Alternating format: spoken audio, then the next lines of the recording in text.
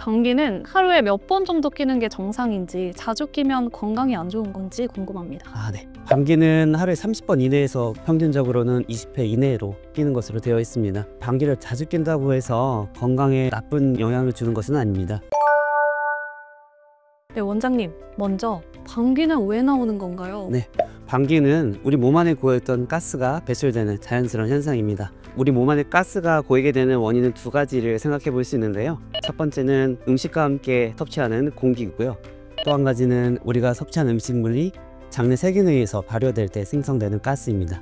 그럼 이 방귀는 하루에 몇 번 정도 끼는 게 정상인지, 자주 끼면 건강에 안 좋은 건지 궁금합니다. 네. 방귀는 하루에 30번 이내에서 끼는 것은 이제 정상으로 보고 있고요. 평균적으로는 20회 이내로 끼는 것으로 되어 있습니다.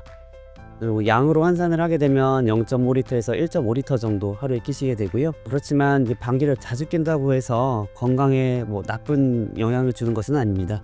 먼저 자신의 습관을 좀 잘 생각해 볼 필요가 있는데요. 네. 말을 하거나 물을 마실 때 공기를 많이 섭취하는 습관이 있지는 않은지 생각해 봐야겠고요. 특별히 장내에서 세균이 많이 발효된 음식을 먹고 있는 건 아닌지 또 생각해 볼 필요가 있겠습니다. 이러한 경우들은 건강과는 전혀 상관이 없고요. 다만 이제 드문 경우에 있어서 소장 내에 세균이 과다 증식하게 돼서 방귀가 많이 생성되는 경우가 있습니다. 그리고 또 한 가지 과민성 대장증후군 환자들의 경우에는 장 운동이 많이 떨어져 있기 때문에 가스가 많이 차게 되고, 또 이런 분들은 소량의 가스만으로도 굉장히 복부 불편감이나 통증이 있을 수 있습니다. 왜냐하면 그런 분들은 장 감각이 굉장히 예민하거든요. 그런 경우에는 이제 치료가 필요할 수 있습니다. 방귀하면 또 냄새를 빼놓을 수 없잖아요. 냄새는 방귀와 건강과 어떤 관련이 있을까요? 네, 방귀의 구성 성분은 이산화탄소, 산소, 질소, 그리고 메탄 이런 성분들인데요. 이런 성분들은 대부분 냄새를 나타내진 않고 있고요. 그 1% 미만을 차지하고 있는 황화수소 그리고 기타 화합물들이 방귀의 냄새를 결정하게 됩니다. 정말 작아요. 네, 작은 부분이에요. 네. 이 황화수소는 어떻게 형성이 되냐면 우리가 우유, 달걀, 치즈, 계란 이런 걸 먹게 되면 이제 단백질을 섭취하게 됩니다. 그 단백질 안에 이제 아미노산이 들어있는데, 아미노산 중에서 특별히 이제 황을 포함하고 있는 메치오닌과 시스테인이라는 성분이 있습니다. 이런 성분을 섭취하게 되면 장내 세균에 의해 발효가 되면서 황화수소가 생성이 되고 냄새가 지독해질 수 있죠. 음식을 많이 섭취해서 지독해진 방귀는 건강과는 관련이 없습니다. 원장님, 변화된 방귀를 통해서 실제로 건강에 이건 나쁜 것 같다 하고 내원한 환자 사례가 있나요? 사실 방귀를 자주 낀다거나 냄새가 지독하다고 내원하시는 분들은 많지는 않습니다. 그리고 그런 증상으로 내원하신 분들도 실제로 이게 건강과 관련되어 있는 경우는 별로 없고요. 오히려 반대로 방귀가 안 나오는 경우가 더 위험할 수 있는데요. 제가 예전에 응급실에서 근무를 할 때 한 열흘 정도 방귀는 물론이고 대변도 전혀 나오지 않은 환자분이 있었습니다. 그런 환자들 보고 굉장히 이제 불길한 예감을 갖게 되는데요. 역시나 복부 CT를 찍어보니까 대장암이 이미 많이 진행이 돼서 대장이 완전히 막혀 있는 상태였습니다. 그래서 방귀는 물론 대변도 전혀 나오지 않는 상태였죠. 원장님, 소리가 나는 방귀가 있고 또 안 나는 방귀가 있어요. 어떤 차이가 있나요? 네, 방귀 소리는 방귀가 항문을 통과할 때 항문 괄약근이 떨려서 나는 소리입니다. 방귀의 양이 많거나 아니면 방귀를 밀어내는 힘이 강할 때 방귀의 소리가 커질 수 있는데요. 이렇게 해서 커진 방귀 소리는 건강과는 관련이 없습니다. 치질이라든가 항문 질환 같은 것들이 있어서 방귀가 통과하는 통로가 좁아져 있을 때 소리가 커질 수는 있습니다. 네, 그럼 방귀를 줄이려면 어떻게 해야 할까요? 관리 방법이 따로 있나요? 네, 방귀를 줄일 수 있는 몇 가지 방법이 있는데요. 첫 번째는 음식을 천천히 드시는 겁니다.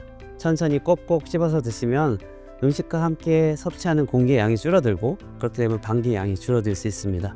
그리고 두 번째는 음식을 조절을 하는 건데요. 우유 속에 들어있는 젖당이라는 성분이 있습니다. 이 젖당은 소화가 굉장히 느리기 때문에 장내에 머무는 시간이 아주 길고, 그러다 보니까 장내 세균이 이 젖당을 분해하는데 오랜 시간을 쓸 수가 있습니다. 그러다 보니까 가스가 많이 생성이 되고 방귀의 양이 늘어날 수 있습니다. 그리고 또한 과당이라고 하는 성분도 젖당과 비슷한 역할을 하면서 방귀의 양을 늘릴 수가 있는데요. 과당이 많이 들어있는 과일은 사과, 배, 수박 같은 것들이고요. 또 야채 중에는 양배추나 마늘, 파 이런 것들이 방귀 냄새 양을 증가시킬 수 있고, 통밀, 현미 등도 방귀 양을 증가시킬 수 있습니다. 원장님, 그 고구마도 방귀를 많이 만든다고 들었는데 맞나요? 네, 고구마에는 식이섬유가 많이 들어있어서 이 식이섬유가 발효되면서 방귀가 많이 생성이 될 수 있습니다. 방귀를 먹으면 고구마를 먹으면 방귀가 많이 생성된다는 것은 사실이지만 이 고구마 자체는 변비에도 도움이 되고 특히 이제 과민성 대장 증후군 환자들에게 도움이 되는 식품입니다. 그래서 방귀가 많이 나오는 것은 조금 아쉽지만 그래도 장 건강을 위해서 많이 드시는 것이 권장이 됩니다. 마지막으로 방귀를 줄일 수 있는 방법은 이제 신체 활동인데요. 가볍게 걷거나 가볍게 달리는 운동들을 할 때 가스가 잘 배출이 됩니다. 우리가 대장 내시경을 하고 나면 대장에 가스가 많이 차서 불편하고 통증도 있는 경우가 종종 있는데요. 그럴 때 저희가 환자들에게 많이 걸으시고 방귀를 많이 끼시면 좋아지실 겁니다. 이렇게 안내를 하고 있습니다. 예, 대장 내시경 받아보신 분들은 이런 설명을 들어보셨을 건데요. 가스 배출이 원활하게 이루어져서 시도 때도 방귀가 나오는 것을 막을 수 있을 겁니다. 원장님, 오늘의 하이 포인트를 간략하게 설명해 주신다면요? 네, 방귀의 횟수가 늘었다거나 방귀의 냄새가 지독해졌다고 해서 건강에 안 좋은 신호인 것은 아닙니다. 다만 동반되어 있는 증상을 우리가 신경 써야 되는데요. 잦은 방귀와 함께 발열, 복통, 체중 감소, 혈변, 점액변, 지방변과 같은 증상이 있을 때는 꼭 소화기내과 전문의를 찾으셔서 진료를 보시기 바랍니다.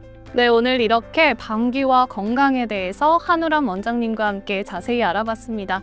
원장님, 오늘 말씀 너무 감사합니다. 네, 감사합니다. 네, 저희는 다음 시간에도 건강한 소식으로 다시 찾아뵙겠습니다. 지금까지 한우람 원장님과 하이락 건강 전문 아나운서 오다인이었습니다. 감사합니다.